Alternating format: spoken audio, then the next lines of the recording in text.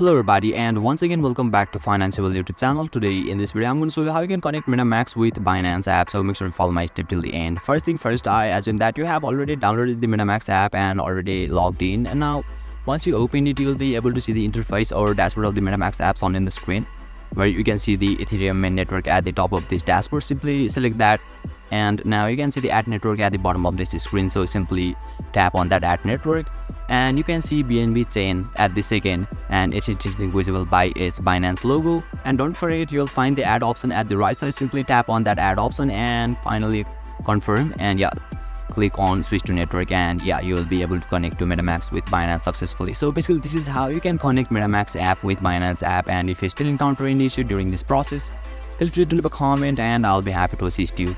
If you found this video helpful, please give it a thumbs up, and if you are new to this channel, make sure to hit the subscribe button and set the bell icon to on so that you can stay updated with our latest content.